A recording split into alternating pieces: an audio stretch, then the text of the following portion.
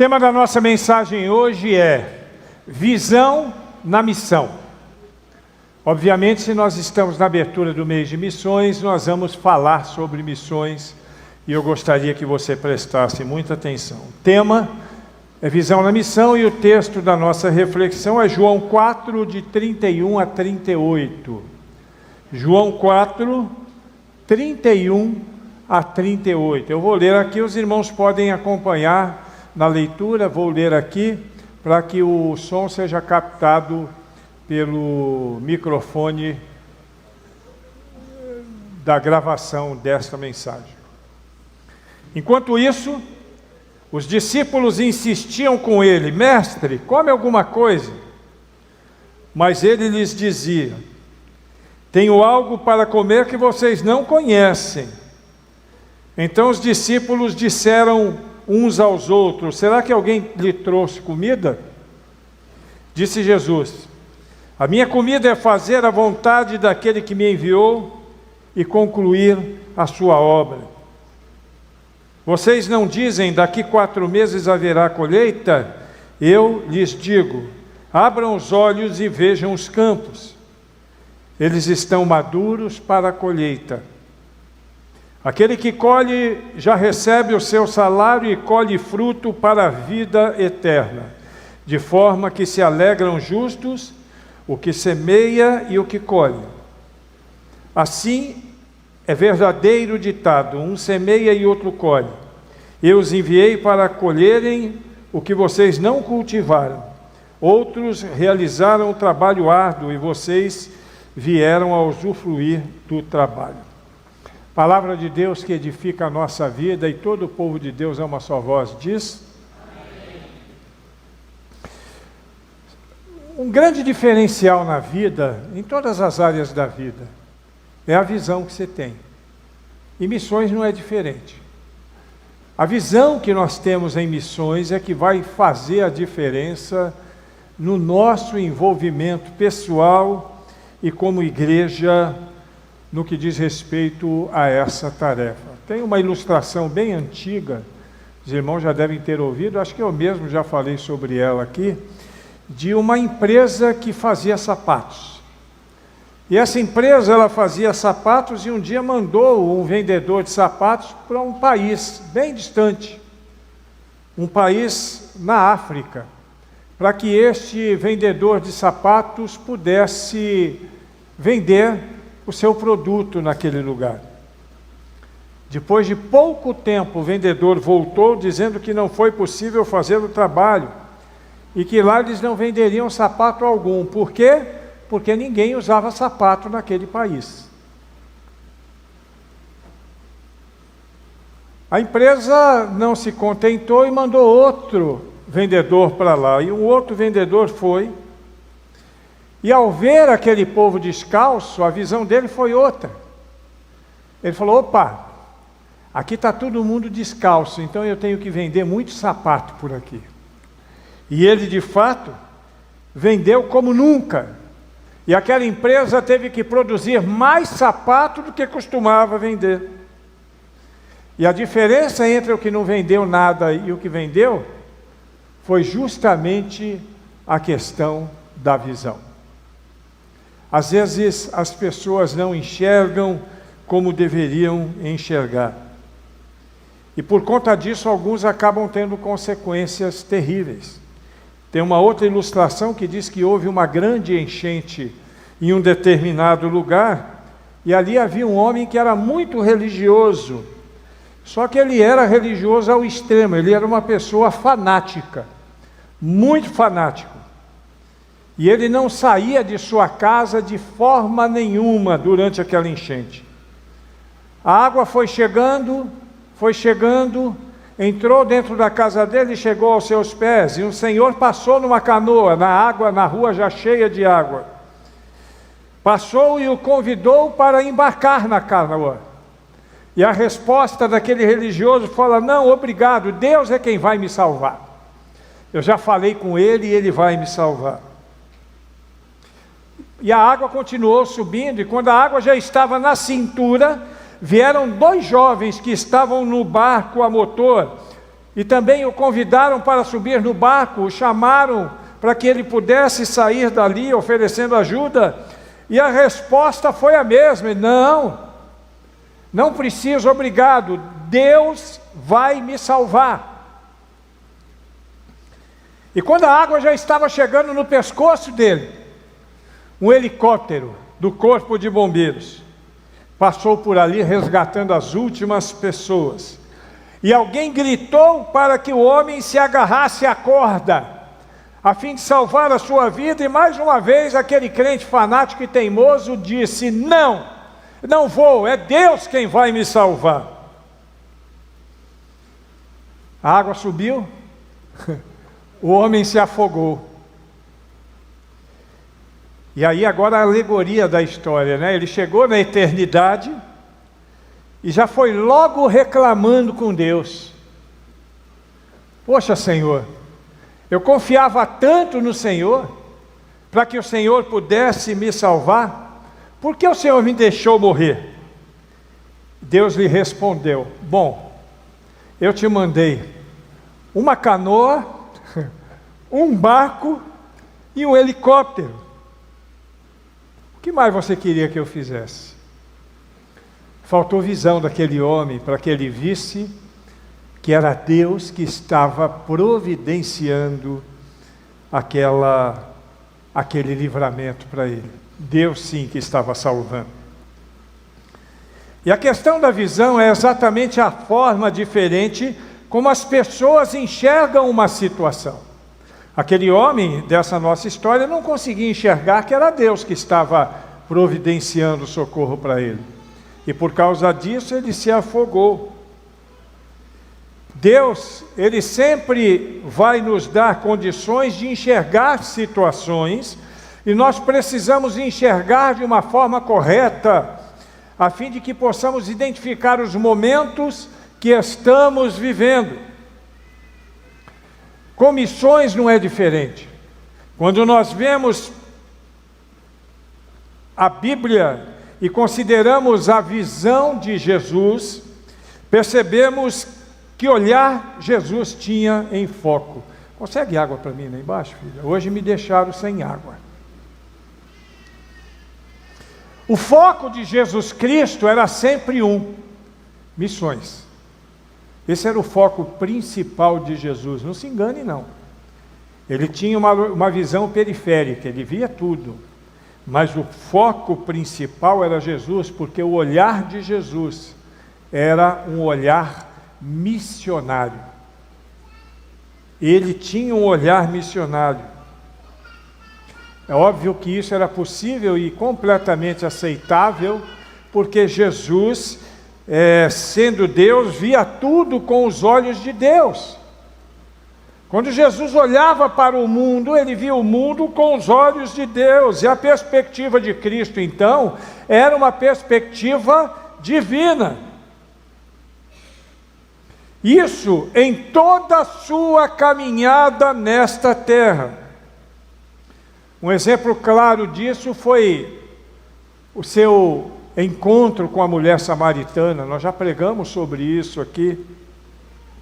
Qualquer pessoa do povo de Jesus olharia aquela mulher com um olhar de desrespeito, com um olhar de exceção, com um olhar de deboche. Não olharia para aquela mulher pelo fato de ser samaritana, com um olhar de misericórdia, de bondade. Mas a visão de Jesus era uma visão diferenciada. Ele viu naquele evento dele tomando água ali no poço com a mulher samaritana, ele viu ali um potencial missionário naquela samaritana, naquela mulher, e também com a sua perspectiva de missões, ele sabia que o Evangelho, as boas notícias a respeito dele próprio, poderia impactar a vida daquela mulher, e obviamente ele pensava em todo um povo. Por causa da visão de Jesus Cristo, do diálogo que ele teve com aquela mulher e das coisas que o Espírito Santo fez na vida dela, nós vemos na sequência um grande avivamento acontecendo na cidade de Samaria. Aquela mulher, a qual Jesus viu com um olhar diferente que o seu povo a veria, foi abençoada por Deus e levou o Evangelho de Cristo à sua cidade. E muitas pessoas na cidade de Samaria passaram a caminhar numa perspectiva cristã a partir daquele momento. Foi um grande avivamento por causa da visão missionária, resultado direto da visão acertada de Jesus Cristo sobre a vontade de Deus.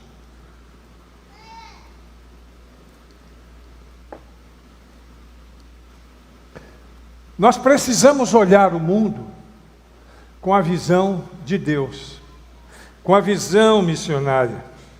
Precisamos olhar para o mundo que nos rodeia, as pessoas que nos rodeiam, as pessoas que estão no nosso contexto, na mesma perspectiva que Jesus olhava.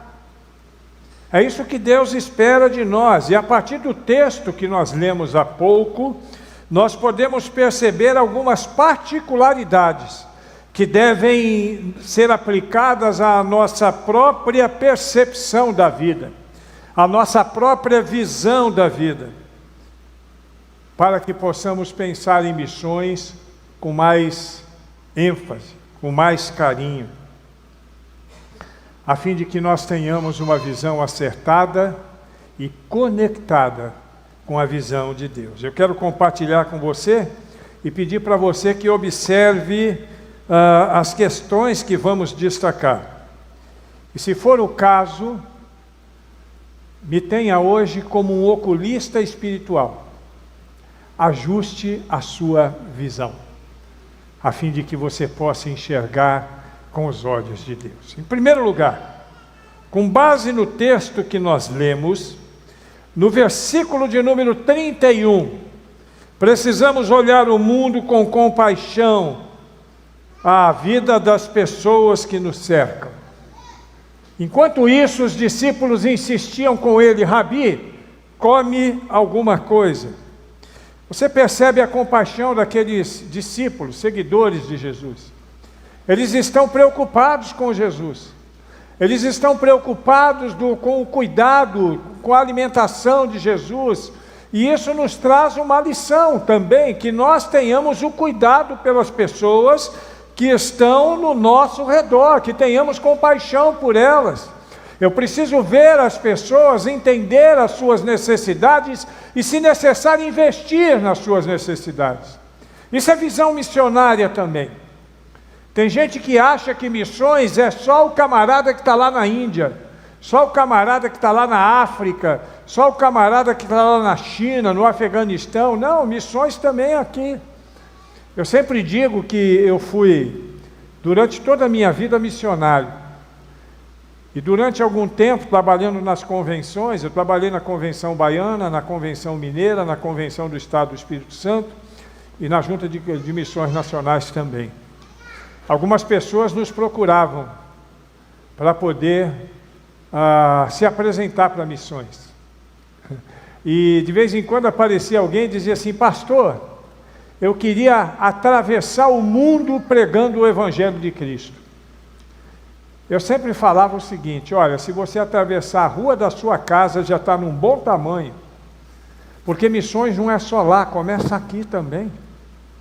Tinha gente que falava assim: eu gostaria de estar lá na janela 1040. Todo mundo sabe que a janela 1040 é a parte do mundo, o quadrante do mundo, que é menos evangelizado. E aí tem muitos missionários que vão para aqueles países, e na janela 1040 tem perseguição religiosa forte. E algumas pessoas diziam com o maior entusiasmo, com o maior carinho, com a maior boa vontade: pastor, eu gostaria de ser missionário na janela 1040. E eu sempre falava o seguinte: abre a janela da sua casa, que você vai ver um campo missionário fértil. Desse jeito. Nós precisamos entender que as pessoas que estão no nosso redor precisam de Jesus. Elas têm que ser alcançadas. E nós não as alcançaremos se não tivermos compaixão. Não é só a compaixão de dar o pão. Não é só o compaixão de botar uma cesta básica nas costas e levar lá, mas é levar o pão que perece e levar Jesus o pão da vida também. Compaixão. Segundo lugar, no texto que nós lemos, nós também vemos agora nos versículos 32 a 34, a grande vontade que Jesus demonstrava em ganhar almas, ganhar pessoas para o seu reino. Nós precisamos ter essa mesma visão. Ele, porém, lhes disse: tenho algo para comer que vocês não conhecem. Então os seus discípulos disseram uns aos outros: será que alguém lhe trouxe comida? A minha comida, disse Jesus, é fazer a vontade daquele que me enviou e concluir a sua obra. Sabe qual é a obra de Deus aqui no mundo? Sabe qual é o foco principal da obra de Deus no mundo? Pregar o Evangelho de Cristo a toda criatura. Pastor, aí não fica uma coisa muito religiosa? Não, é uma coisa espiritual. Porque quando você prega o Evangelho, você contempla todas as áreas de bênção na vida da pessoa. O Evangelho não é só escatologia, não é só quando você morrer para o céu, não, isso faz parte. Mas o Evangelho é viver em paz nesse mundo. O Evangelho é amar o próximo como a si mesmo. O Evangelho é ter compaixão. O Evangelho é você viver em comunhão. O Evangelho é você ter uma vida dentro dos padrões que Deus estabeleceu para nós. Isso é o Evangelho. Então essa é a principal obra do Senhor.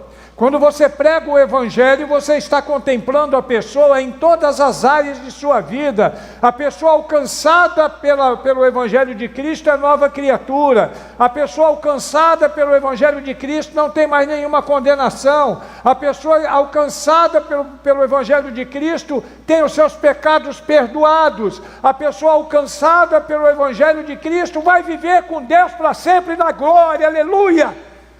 Nós precisamos entender isso. O Evangelho de Cristo é que transforma a nossa vida. Depois de ter a experiência com Cristo, todo crente precisa se empenhar em também levar o Evangelho de Cristo. Amém? É por isso que nós fazemos missões. É por isso que nós pregamos missões na igreja. Porque nós cremos nisso. Em terceiro lugar, o espírito de discernimento está presente aqui. Nós precisamos ter este espírito para ver e perceber que estamos muito próximos do fim. Versículo 35. Vocês dizem, só daqui a 4 meses haverá colheita. Eu digo a vocês, que abram os olhos e vejam os campos. Eles estão maduros para a colheita. Nós precisamos ter esse discernimento, irmãos. Precisamos ter uma visão de discernimento para entender que nós estamos vivendo um tempo difícil. Esse tempo difícil no contexto mundial, no contexto global, no contexto do Brasil, esse tempo difícil no contexto religioso, está previsto nas Escrituras. E nós, em nome de Jesus Cristo, nós precisamos discernir bem isso. E se nós estamos tão próximo das últimas coisas, é óbvio que o que a gente precisa é pregar o Evangelho. Porque nós acreditamos que é o Evangelho de Cristo que vai proporcionar salvação. Amém, irmãos? Será que tem outro caminho? O próprio Jesus é quem responde, João 14,6. Jesus disse, eu sou o caminho, a verdade e a vida, ninguém vem ao Pai, palavras de Jesus, se não for por mim. Nós acreditamos nisso e pregar o Evangelho é fazer isso. Jesus faz a pergunta para aquele povo a respeito do tempo da colheita. Davi, ele trabalha no campo, Davinão também trabalha no campo, eles sabem quando é a hora certa de arrancar mandioca. Não arranca mandioca antes da hora não, arranca. Quem trabalha com banana, quem trabalha com qualquer coisa aí na área da pecuária, é desplantar, né? É isso aí, gostei dessa. Tem o tempo certo e tem que ter a visão. O produtor ele tem que ter a visão, a hora certa de colher. Pois é, nós que somos crentes, temos que ter a visão de que está na hora certa de plantar e de colher. Está na hora certa de investir em missões. Porque a colheita espiritual já está pronta. Tem muita gente, irmão, se dobrando ao Evangelho. Tem muita gente que não quer nada com o Evangelho hoje. Muita gente. Às vezes eu e a Raia a gente conversa exatamente sobre isso. Quantas pessoas saem das igrejas e vão falar mal da igreja por aí? Você já deve ter visto um monte. Se você navega em redes sociais, você deve ver isso quase todo dia. A pessoa sai da igreja e começa a criticar a igreja. Sabe o que é isso, irmãos? Estavam no meio de nós, mas não eram dos nossos. Simples assim. Mas da mesma forma que tem os que criticam, tem aqueles que têm sede de Deus. Tem pessoas que estão, como diz a palavra de Deus, os campos estão brancos, está pronto, está na hora da colheita. Tem pessoas que só estão esperando alguém chegar e dizer, vem. Eu me lembro uma vez, eu preguei o Evangelho numa igreja, e naquele dia eu não fiz apelo. E no final uma pessoa veio até mim e me chamou a atenção, falou, poxa pastor, eu fiquei triste. Eu falei, por quê? Ele falou, porque você não fez apelo, eu estava doido para ir lá na frente. Eu falei, por isso não, vem cá, eu vou orar por você agora. Tem gente que está assim, com sede. Tem gente que está cheio de vontade de pregar, de se converter, de se entregar a Deus, e a gente precisa ter visão para entender esse tempo que nós estamos vivendo. Outra questão que a gente vê no texto está no versículo 35, na parte B. E na parte B do versículo 35, que é a partezinha de baixo, diz assim, eu digo a vocês que abram os olhos e vejam os campos, eles estão maduros para a colheita. Nós precisamos interpretar esse tempo que nós estamos vivendo. Nós precisamos ter esse discernimento, porque é tempos de fim. Eu vou dizer uma coisa para você, eu não quero que você fique assustado não, mas preste atenção, você que está em casa também. Pode ser que a gente nem termine esse culto. Sabia disso? Pode ser que a gente termine esse culto no céu. Está tudo pronto para a volta de Cristo. Está tudo pronto. Se você checar as Escrituras, só não dá para marcar data. Esse pessoal que marca data é tudo maluco. Porque ninguém sabe o dia nem a hora, mas está tudo pronto. E nós dizemos em alto e bom tom, Maranata, ora vem Senhor Jesus. Agora a pergunta que eu quero fazer para você, se Jesus voltar hoje, quantas pessoas do seu relacionamento íntimo que você ama, dentro da sua perspectiva religiosa, daquilo que você entende que a Bíblia ensina a este respeito, quantas pessoas perderão a salvação? A Bíblia diz lá em Ezequiel, né?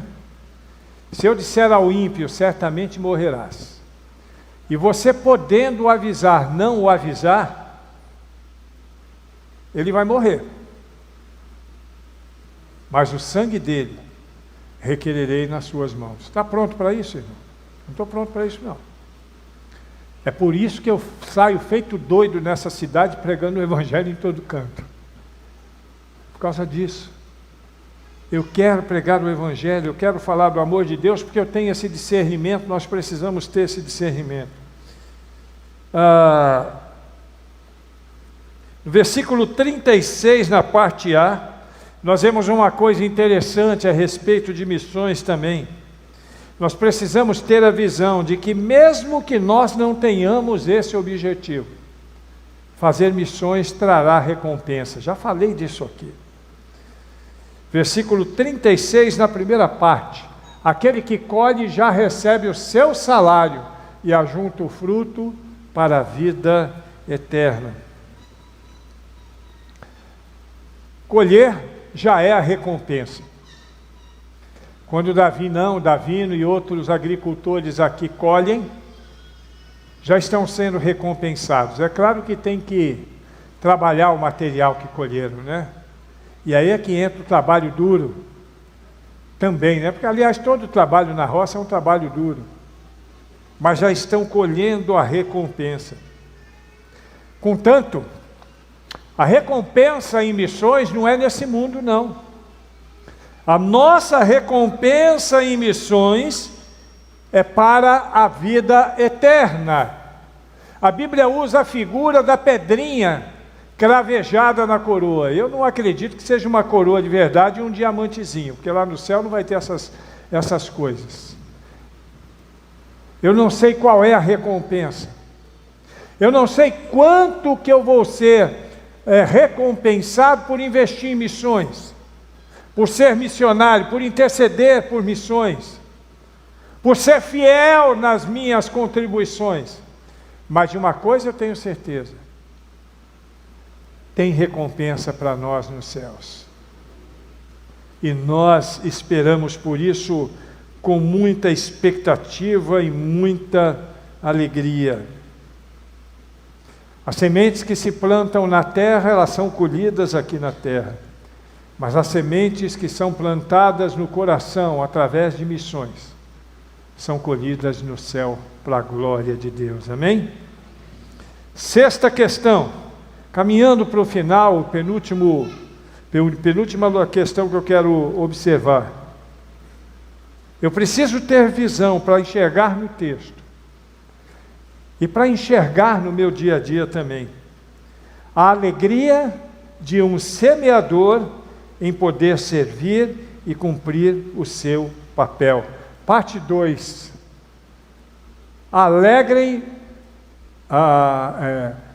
eu vou ler todo, mas a parte 2 de baixo que eu quero destacar. Aquele que colhe já recebe o seu salário e ajunta fruto para a vida eterna, de forma que se alegram juntos o que semeia e o que colhe. Glória a Deus!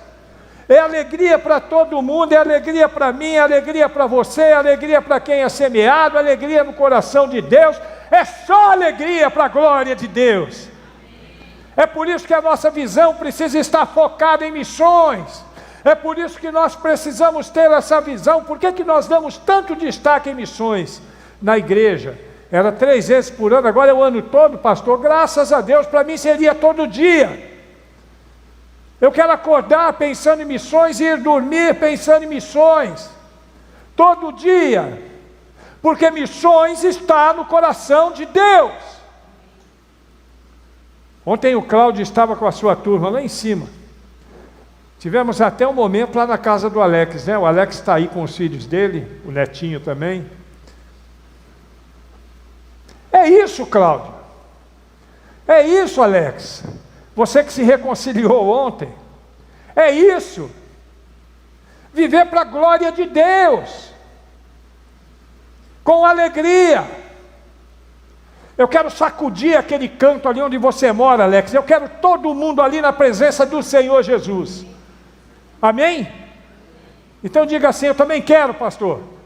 Então nós vamos juntos para a glória de Deus. E a igreja vai conosco, viu, Cláudio? Fique tranquilo, a igreja está conosco. E não é só lá não. É lá, nos cantos da Bahia, nos cantos do nosso país, e em cada lugarzinho do mundo. Bota aquele vídeo, por favor. Preste atenção nisso.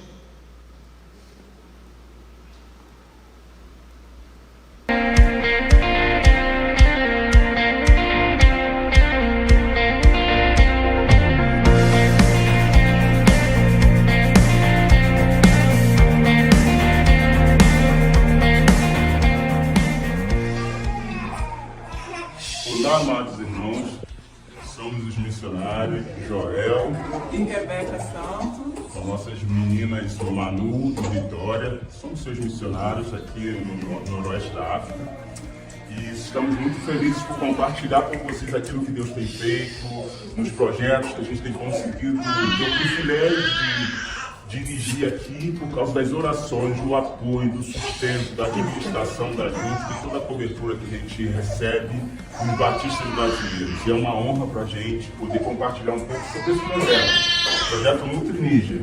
Então, estamos aqui no Nutriníger, é um projeto de nutrição infantil e a gente tem atendido crianças desnutridas, bebês órfãos de mães de 0 a 6 meses e crianças até 5 anos. A gente tem tido o privilégio de poder contribuir um pouco com a mudança de vida dessas crianças. E eu quero compartilhar a história do Tidiane, esse menino lindo que está aqui com a gente. Ele chegou aqui muito doentinho, muito abaixo do peso, ficou internado, passou por várias infecções. A gente teve muito medo de perdê-lo, mas aprove a Deus que ele está aqui hoje bem, saudável. Em breve vai poder ser liberado do projeto com saúde. E a vida dele é um testemunho para toda a família. Toda a família dele viu que foi Deus que curou. Porque, segundo os médicos, a expectativa era muito pequena de vida dele. E como a gente fala que a gente pode dar comida, a gente dá remédio, a gente dá leite, farinha enriquecida, mas quem dá a vida é Deus. E ficou esse testemunho para toda a família e para todos nós aqui. Então vamos pesar agora o Tidiane, vamos ver quanto ele está pesando agora. Ele chegou com 2 quilos.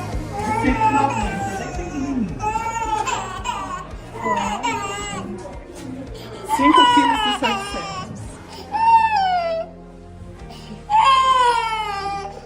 Nossa gratidão por você que caminha conosco nessa obra missionária, nessa missão de compartilhar o amor de Deus, de compartilhar aquilo que Deus tem feito em nossas vidas e ver transformações na vida dessas crianças. Então nós agradecemos em nome de cada mãe, em nome de cada criança, porque vocês têm sido usados por Deus para ser bênção na vida deles. Louvado seja Deus pela sua vida e o nosso grande agradecimento. Obrigada. Um grande abraço. Até que ele venha, ele é a razão que me faz. É isso, irmãos. Sabe por que aqueles missionários estão com o rosto borrado? Alguém faz ideia? Porque eles estão num país de perseguição. Existe uma outra religião que, se descobrir quem são os missionários, eles podem até morrer. As ofertas que são enviadas para lá fazem isso. E quando nós investimos, nós temos alegria em cumprir o nosso papel, em ver aquelas crianças recuperadas. E essa é uma entre as tantas e tantas missões que nós temos pelo mundo. São 2.000 missionários, fora os autóctones. Os autóctones são os missionários que são alcançados, treinados e capacitados nas áreas onde eles vivem. Por exemplo, o Cláudio é missionário lá em cima, lá na Vila Ronaldo. Daqui a pouquinho o Alex vai ser um autóctone. Ele vai ser um missionário preparado pelo Cláudio, que representa a igreja para poder pregar o evangelho lá em cima. Sem alegria, irmãos, nós não teremos prazer em fazer nada. Aí nós vamos ficar desanimados, nós vamos ficar tristes, nós vamos ficar abalados e não vamos fazer nada. É por isso que eu insisto, em nome de Jesus, olha para mim aqui, irmãos. Seja animada, igreja. Tenha ânimo. Desenvolva os ministérios que Deus colocou na sua vida com alegria. Não como se fosse uma obrigação. Vem aquele e bate com força. Mas não por causa da paulada que de repente você pode ter tomado nessa noite, mas por amor, por graça, por misericórdia. De vez em quando eu dou uma sacudida também. Mas você não tem que se animar por causa da sacudida, você tem que ter o amor no coração. É isso que Deus espera de nós, que haja alegria. Nós vamos fazer uma campanha mais abençoada de todos os anos, Rua. E não vai ser porque nós vamos estar aqui todo culto falando de missões, não. Vai ser porque Deus vai colocar alegria no teu coração para compartilhar o Evangelho de Cristo, amém? E por último, precisamos ter uma visão focada na graça e na misericórdia de Deus. Focada. E que essa visão nos faça colaboradores nessa obra tremenda do Senhor, como proclamadores das boas novas do reino. Presta atenção, irmão. Não é só trazer oferta, não. Não é só trazer oferta. Não é só interceder e orar. É avançar também. É avançar. Cheguei aqui há 4 anos, o meu desafio era fazer algumas viagens missionárias. Infelizmente, nós tivemos alguns contratempos, né? Enchente, Covid. Mas a gente quer avançar fazendo missões aí pelo mundo afora, pregando o Evangelho de Cristo em outros lugares. Tem uma equipe aqui da nossa região que está entre os ribeirinhos, lá na ilha de Marajó, hoje. Uma equipe que está lá. Nós queremos também ir para lugares assim.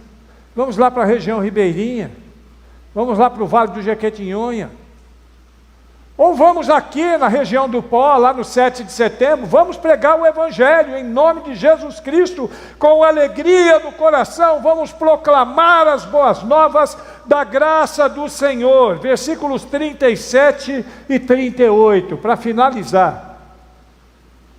Assim é verdadeiro ditado. Vamos lá? Todo mundo junto. 38 agora, todo mundo junto. Eu os enviei para colher o que vocês não cultivaram. Outros realizaram o trabalho árduo e vocês vieram usufruir do trabalho dele. Precisamos fazer tudo de graça. Fazer de graça pela graça. Pela graça que nos é concedida. Porque sem a graça de Deus, nós seríamos frustrados. Sem a unção de Deus sobre a nossa vida, nós não iríamos para lugar nenhum. Nós não poderíamos ver a situação miserável do mundo sem Deus, se a graça de Deus não fluir na nossa vida. Se a luz do Evangelho não abrir os nossos olhos, se não tivermos visão. E nós precisamos ter visão daquilo que Deus tem na nossa vida, e principalmente através de nossa vida.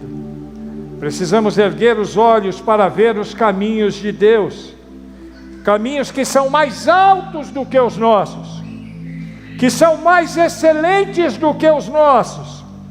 Precisamos ter visão missionária. Esse é o papel da igreja, e só teremos visão missionária se estivermos com os nossos olhos focados nos céus. Isaías 55, versículo 9: assim como os céus são mais altos do que a terra, assim são os meus caminhos mais altos do que os vossos caminhos, e os meus pensamentos mais altos do que os vossos pensamentos. O olhar de Jesus, a visão de Jesus, era cheia de amor. Era uma visão com um olhar profundo, que percebia a necessidade das pessoas. Como eu já disse, não só a necessidade de pão que perece, mas a necessidade da alma. Porque a necessidade de pão é fácil resolver. Qualquer um aqui resolve. Mete a mão no bolso, tira uma nota de 10, compra um pacote de pão. Aliás, hoje já não é tão grande, né? Eu soube esses dias que o pão já está R$1. É porque já tem mais de um ano que eu e a Rai não compra pão, né? Então a gente já não tem mais essa visão, mas já dá para comprar um pacote de pão que mata a fome de qualquer um. Pacotinho, né? 10 pãezinhos. Pois é. A nossa obra, a obra missionária, precisa ser uma obra bem resolvida. E só será bem resolvida se os nossos olhos forem capazes de enxergar. E é por isso a visão em missões. Olhos capazes de enxergar a urgência da evangelização, com relacionamentos saudáveis, que nós podemos demonstrar com olho no olho. É o que Deus espera de nós. E pela graça de Deus, Isete, nós seremos, em nome de Jesus Cristo, mais que vencedores. Nós somos mais que vencedores. E proclamaremos o Evangelho de Cristo em todo tempo e fora de tempo, para a glória de Deus. Fica de pé aí onde você está.